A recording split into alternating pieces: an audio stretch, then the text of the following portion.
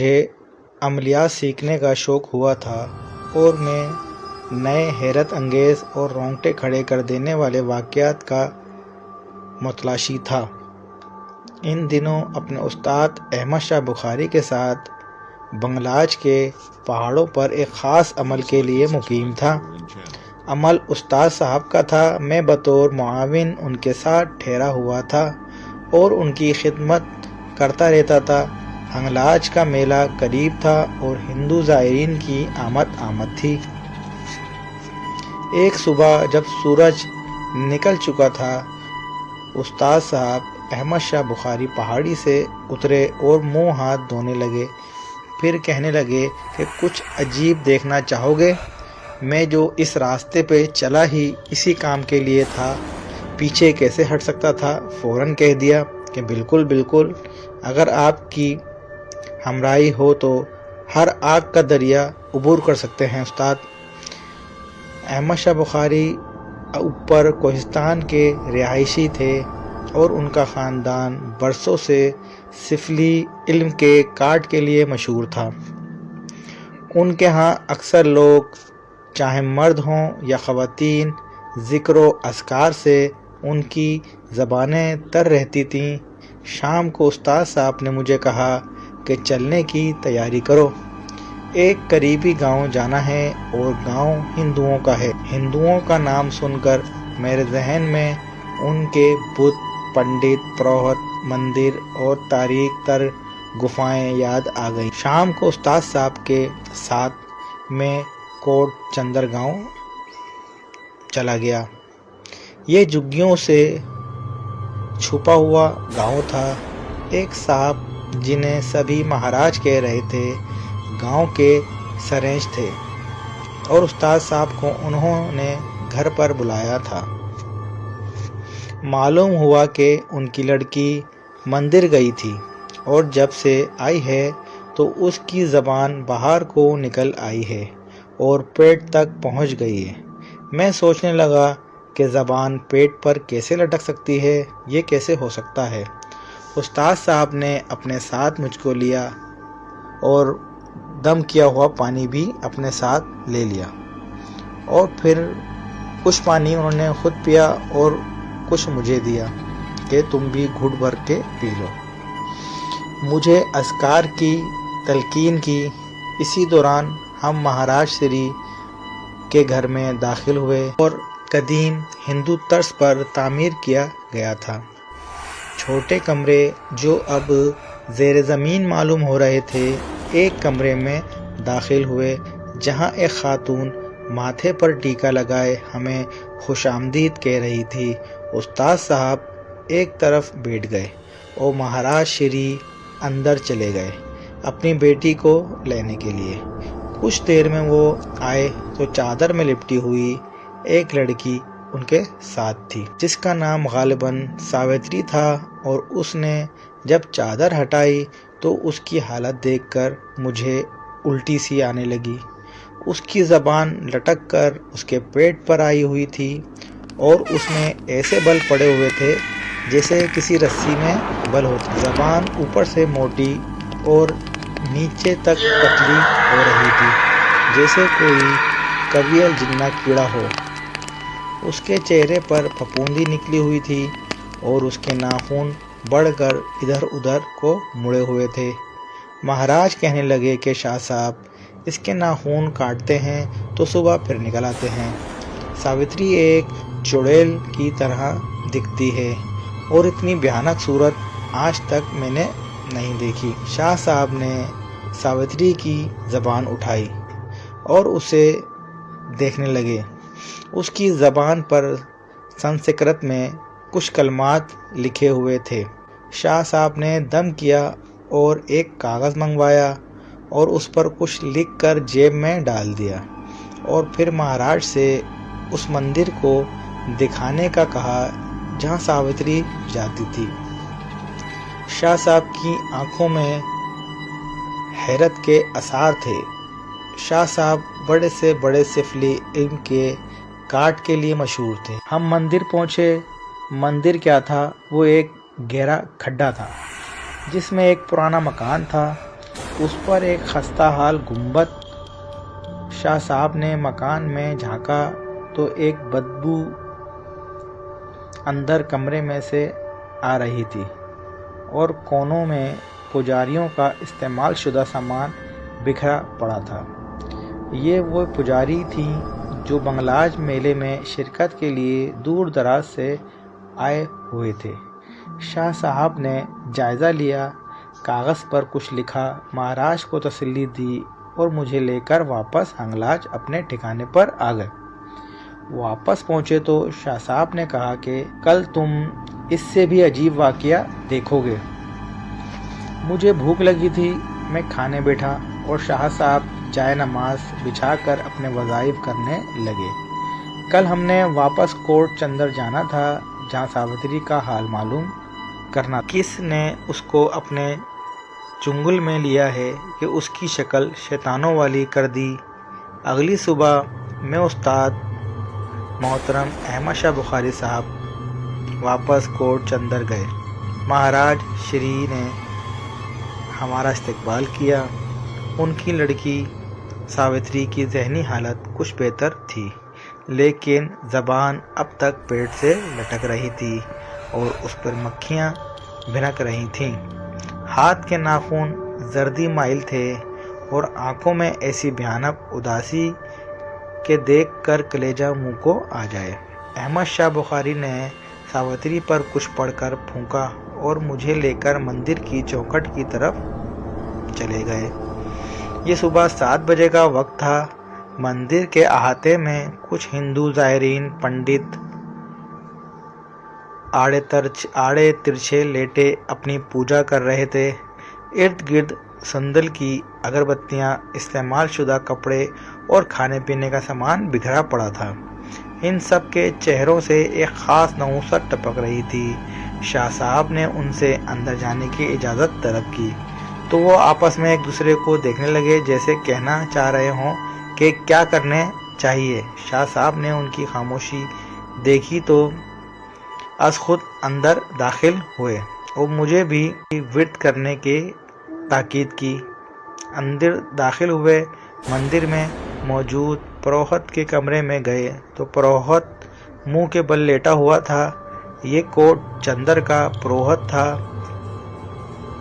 ننگ دھڑنگ اس کا پیٹ کسی ڈھول کی طرح ابھرا ہوا تھا، گھٹا گھٹا سا بدن، سر جو شراب پی پی کر پھول چکا تھا اور ہونٹ جامنی رنگت اختیار کر چکے تھے۔ سر پر چوٹیاں تھیں، جیسے دیکھ کر اندازہ ہو رہا تھا کہ پروہت دیا رام سالوں سے نہیں نہایا۔ احمد شاہ بخاری نے اسے اٹھایا اور اپنا تعارف کروایا۔ احمد شاہ بخاری کے آباء و اجداد کا نام دیا رام نے سنا تو اس کی آنکھوں میں خوف اتر آیا۔ استاد صاحب نے ان سے ساوتری کی حالت کی بات کی تو دیا رام بھی افسردہ ہو گئے کہ وہ کوٹ چندر کی معصوم لڑکی ہے، جانے کس غارت گر نے اس کا یہ حال کر دیا ہے۔ استاد صاحب نے دیا رام کو تسلی دی اور کہا کہ وہ اس کا حل تلاش کر لیں گے۔ اتنے میں دیا رام کا ملازم کانسی کے برتنوں میں پانی لایا اور کچھ کھانے کی اشیاء۔ استاد صاحب نے ان کی خاطر پانی پیا اور پروہت دیا رام سے مندر کا اندرونی حصہ دیکھنے کی اجازت طلب کی، جہاں اعلیٰ ذات کے ہندو پنڈت پروہت ہی جا سکتے ہیں۔ دیا رام نے اپنے ملازم کو چابی دی اور تاکید کی کہ تالا کھولنے کے بعد تم نے واپس آنا ہے۔ ملازم چونکہ کمتر ذات کا تھا، اس لیے اسے پروہت نے اندر جانے کی اجازت نہیں دی۔ میں اور احمد شاہ بخاری صاحب ملازم کے پیچھے چلتے ہوئے اس کمرے تک پہنچے۔ یہ ایک متوسطہ کمرہ تھا، لیکن اس کا دروازہ آدھے سے زیادہ زمین میں دھنس چکا تھا۔ کمرے میں داخل ہوئے تو اس کی حالت دیکھ کر میری بے چینی میں اضافہ ہو گیا۔ کمرے کا منظر ایسا تھا جیسے یہاں پروہت نہیں شیطان بیٹھتا ہو اور سارے ہندو شیطان کی پوجا کرتے ہوں۔ ملازم جا چکا تھا۔ استاد صاحب نے مجھے حکم دیا کہ دروازہ اندر سے بند کر دو۔ میں نے حکم کی تعمیل کی اور دروازہ بند کر دیا۔ اس چھوٹے سے کمرے میں شیطانی بت رکھے ہوئے تھے، سیاہ رنگ کے، جن پر کوئی سیاہ محلول ملا گیا تھا اور بتوں کے دانتوں की तरफ सफ़ेद चूना मला गया था। कमरे में बहुत सी घंटियां थीं जिनका सुनहरी रंग अब सियाह पड़ चुका था। एक दो संदूक रखे थे जिनमें शीशे के जार थे और हिंदू समाज में शादी के रसूम की बर्तन थे। एक बड़ा बुत था जिसकी शक्ल बंदर और औरत से मिलती जुलती थी। बड़े बुत के नीचे राहदारी बनी हुई थी जिसमें से रोशनी तो आ रही थी लेकिन जाने के रास्ते कम थे। कमरे में तुलसी की खुशबू फैली हुई थी जो गालबन बाहर से आ रही थी। ये मंदिर कोट चंदर की सरहद पर थे। शाह साहब ने मुझे इसमें आज़म की तलकीन का कहा और हिसार खींचकर मुझे उसमें खड़ा कर दिया। फिर खुद हिसार खींचा और उसमें जा खड़े हुए। शाह साहब ने जिक्र शुरू किया और मुझे भी जिक्र करने का कहा और इसके साथ ताकीद की कि कुछ भी हो जाए, पहाड़ तुम्हारे सर पर गिर जाए, तुमने इस दायरे से बाहर नहीं निकलना। मैं जो हैरत अंगेज़ वाक़यात के लिए शाह साहब के हमरा हुआ था, अब उनकी बात से मारे खौफ के थर थराने लगा। शाह साहब ने विर्द शुरू किए। मैंने भी आंखें बंद की और विर्द शुरू किया। जिक्र करते करते हर तरफ सुकून छा गया, जैसे हम किसी बाग में खड़े हों, ठंडी हवाएं चल रही हों और चारों तरफ दिलकश मौसम हो। ऐसे में गर्म लू महसूस हुई और मैंने मारे डर के आंखें खोल दी। शाह साहब आंखें बंद किए विर्द में मसरूफ़ थे। अचानक मेरी निगाह बड़े बुत पर पड़ी और मैं बाल बाल चीखते बचा। उफ मेरे खुदा, इसके मुंह से कीड़े गिरने लगे थे और बिल्ली जितने चूहे इस बड़े बुत के दांतों को काटने में लगे थे। कमरे में चारों कोनों से सांप और दीगर जहरीली मखलूक़ात निकलकर इस बड़े बुत से लिपटने लगे थे। ऐसे में घंटियां अपने आप बजने लगीं और बजते बजते ऐसे शोर हुआ कि मेरे कान के पर्दे फटने लगे। शाह साहब बदस्तूर आंखें बंद किए विर्द में मसरूफ़ थे। अचानक मुझे अपने पांव तले कुछ तरी सी महसूस हुई। मैंने नीचे देखा तो ऊपर का सांस ऊपर और नीचे का नीचे रह गया। कमरे में गाढ़ा खून कहीं से निकलकर फर्श पर फैलने लगा और हमारे दायरों में आ चुका था। मैंने चाहा कि उस्ताद साहब को चीख कर कह दूं कि उस्ताद साहब, कमरे में चारों तरफ से खून आ रहा है और यहाँ से निकलने की करें। खून बढ़ते बढ़ते हमारे घुटनों तक आ चुका था और बुतों के मुंह से भी अब निकलने लगा था। मुझे ऐसे महसूस होने लगा जैसे कमरे की छत अब गिरने वाली है। मुझे चक्कर आने लगे। करीब था कि मैं गिरता। मुझे किसी ने थाम लिया और जब मुझे होश आया तो मैं हंगलाज की पहाड़ियों में अपने खेमे में था और शाह साहब मेरे सराहने बेटे कुछ पढ़कर फूंक रहे थे। मुझे होश में आते देखा तो उनकी जान में जान आई। वो खड़े हुए और 2 रकात शुक्राने के नवाफिल पढ़ने लगे। मेरे वजूद ऐसे लग रहा था जैसे चींटियों ने खा लिया हो और बस हड्डियां रह गई हों। नकाहत ऐसी हो रही थी कि जैसे मैं मुद्दतों का मरीज़ हूँ और बस 2 घड़ी का मेहमान हूँ। शाह साहब ने नमाज़ पढ़ी और मुझे दूध पेश किया। मुश्किलों से दूध पिया तो शाह साहब कहने लगे कि खुशकिस्मत हो जो ज़िंदा हो और जी रहे हो। मैंने पूछा कि शाह साहब क्या हुआ था? मंदिर के कमरे में। शाह साहब ने मुझे तसल्ली दी और कहा कि तुम तंदुरुस्त हो जाओ तो तुम्हें तसल्ली से पूरी तफसीलात से आगाह कर दूंगा। अलबत्ता इतना जान लो कि कोट चंदर अब कोट गुलाम मोहम्मद बन चुका है। यह सुनकर कुछ तसल्ली और कुछ बेचैनी होने लगी। तसल्ली तो इसलिए कि महाराज का मसला हल हो चुका था और बेचैनी इसलिए कि मंदिर के कमरे का राज क्या था। आखिर उसके लिए मुझे अहमद शाह बुखारी साहब के साथ अगली नशीद रखनी थी ताकि उनसे जान सकूं कि कौन था वो गारतगर और शैतान जिसने ऐसा सख्त अमल कर रखा था। बंगलाज की पहाड़ियों पर मौसम गुबार आलूद था। हवाएं चल रही थी और नीचे हिंदू ज़ायरीन का अच्छा खासा रश लगा हुआ था जो हंगलाज मंदिर की ज़ियारत को आए थे। ऊपर पहाड़ी पर मैं और उस्ताद अहमद शाह बुखारी बैठे कल के वाक़े पर बहस कर रहे थे। मैं चूँकि आधे अमल में ही बेहोश हो चुका था और करीब था कि चलकर भस्म हो जाता। अहमद शाह साहब बुखारी ने बर वक्त मेरा हाथ थाम कर مجھے دائرے میں کر دیا۔ شاہ صاحب کہنے لگے کہ تم نے مندر میں جو کچھ دیکھا وہ حقیقت نہیں، افسانہ تھا اور شیطانی قوتوں کا پھندا تھا جس سے وہ عاملوں کو قابو کرتے ہیں۔ مندر کے بڑے بت پر در حقیقت ایک خبیث الفطرت ہندو جن بیٹھا تھا جس نے ساوتری کو اپنے قابو میں کرنا چاہا۔ جب وہ اپنے مخصوص ایام میں بہت پر چڑھا ہوا دینے آئی، یہی موقع تھا ساوتری کو قابو کرنے کا، اور اسی وقت اس پر اس ہندو جن نے اپنا اثر دکھانا شروع کر دیا۔ ساوتری کی لمبی زبان اور بڑھتے ناخن محض ایک چال تھی تاکہ اس کا باپ اور کوٹ چندر کے مہاراج شری راوست اپنی اکلوتی لڑکی ساوتری راوستہ کو مندر کے لیے وقف کر دیں، اور پھر یہاں سے ان کا کھیل آسان ہو جاتا۔ شاہ صاحب کہنے لگے کہ اس مندر کا تعلق بظاہر بنگلاش کی پہاڑیوں سے ہے، لیکن اس خبیث الفطرت ہندو جن کو مغربی ہندوستان کے قدیم مندر سے کنٹرول کیا جا رہا تھا، جہاں شیطانی پجاری اپنے ہی مذہب کے لوگوں کو یرغمال کرتے ہیں اور پھر انہیں اپنے مذموم مقاصد کے لیے استعمال کرتے ہیں۔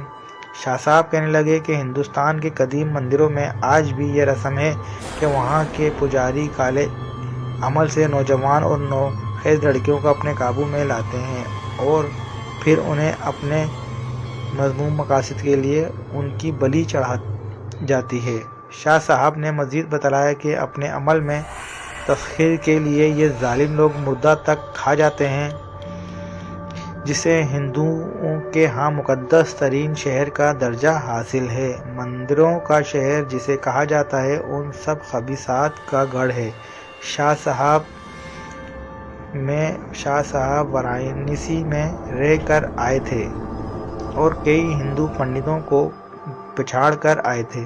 مختصر یہ کہ کوٹ چندر کے مندر میں قائم بت پر قابض شیطان کو انہوں نے بنگلاج لا کر جلا دیا تھا۔ ان کو جلانے کی دیر تھی کہ ساوتری کی حالت بہتر ہونا شروع ہوئی، اس کی زبان سکڑتی گئی اور شام تک ساوتری بھلی چنگی ہو گئی۔ یہ منظر دیکھ کر مہاراج شری راوستہ نے شاہ صاحب کے ہاتھ پر کلمہ پڑھا اور مسلمان ہو گئے۔ ان کے کلمہ پڑھنے کی دیر تھی کہ پورا کوٹ کلمہ پڑھنے لگا اور کوٹ چندر کا نام کوٹ غلام محمد رکھ دیا گیا۔ شاہ صاحب کا اب انتقال ہو چکا ہے، لیکن ان کی زندگی کے بہت سے واقعات آج بھی مجھے یاد ہیں۔ وہ ایک کرشماتی شخصیت تھے اور ہمیشہ اس عمل میں ہاتھ ڈالتے جس میں پیچیدگیاں ہوتیں۔ ان کا طریقہ علاج بہت مختلف تھا۔ اپنی زندگی کے بہت سے راز انہوں نے مجھے بتائے تھے۔ اب ان کی اولاد اس کام کو سنبھالے ہوئے ہے۔ زندگی رہی تو شاہ صاحب کے ساتھ گزرے دیگر احوال بھی آپ کو سناتا رہوں گا۔